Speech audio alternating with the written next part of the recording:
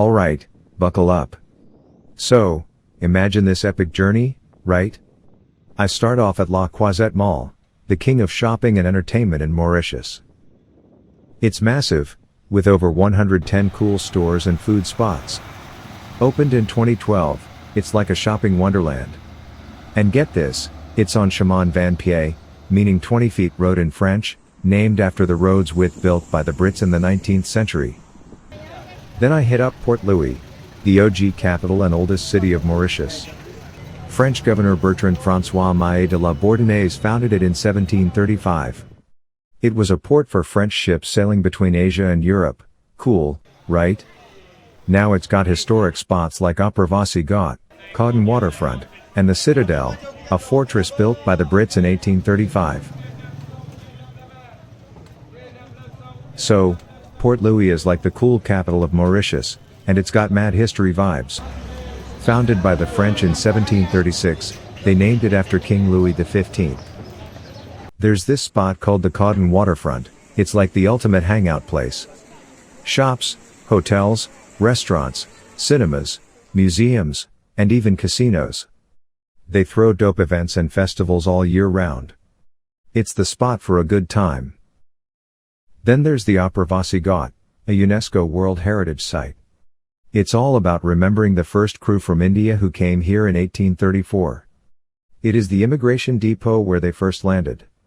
Super symbolic of how the Indian squad contributed big time to Mauritius. Now, the Citadel, aka Fort Adelaide, built by the Brits in 1835 to keep the city safe. It's up on a hill, giving you a sick view of the city and the mountains. Plus, they host lit cultural events and concerts up there. Chinatown is another vibe, showcasing the Chinese scene in Mauritius. You got shops, restaurants, temples, the whole shebang. And they throw this epic Chinatown food and cultural festival, showing off their cuisine and traditions. Now, let's talk street food, the real deal in Port Louis.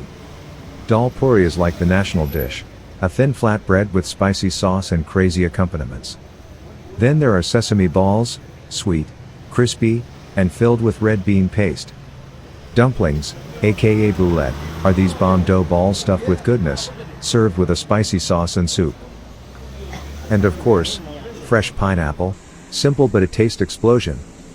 They peel it, slice it, sprinkle some salt and chili powder, boom. You can snag these treats from street vendors all over the city. It's like a foodie paradise. I cruised to the Central Parcel Post Office, a heritage spot built in 1913.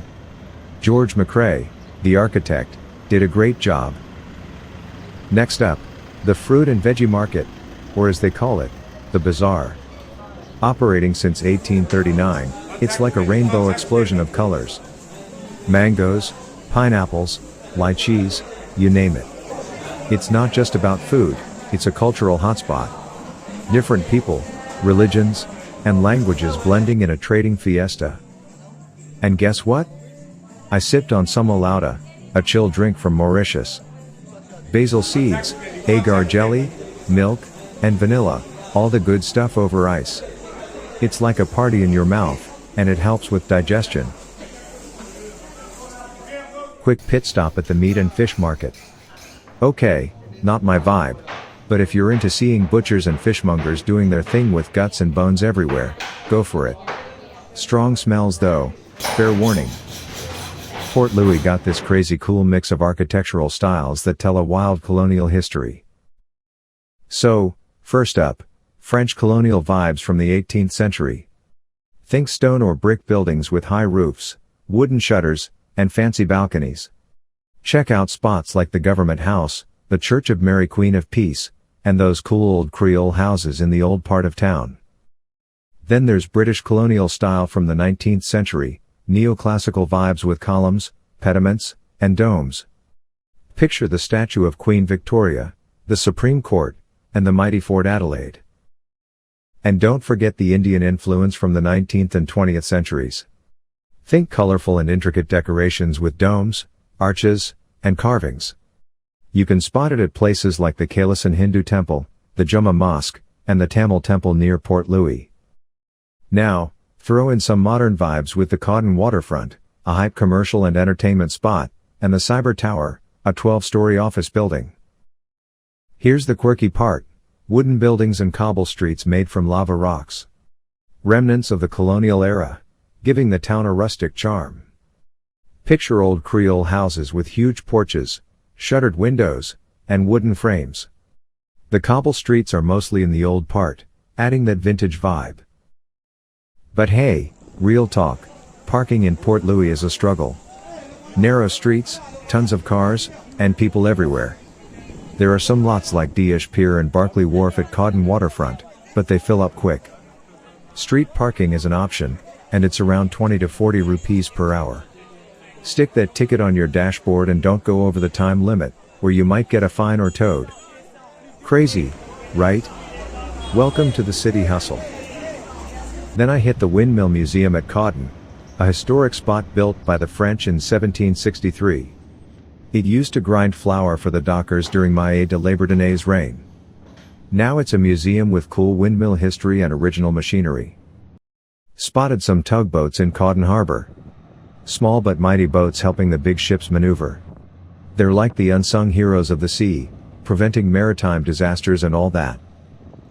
Hungry vibes kicked in, so I hit up Subway for a sandwich. You know Subway, right? That place where you can customize your sandwich with all the bread, meats, veggies, and sauces you want. Eat fresh vibes, always. Then, back on the air-conditioned bus to La Croisette.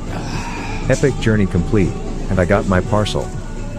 I hope you enjoyed my video, and don't forget to smash that subscribe button, and click on the bell button, not to miss any of our new videos.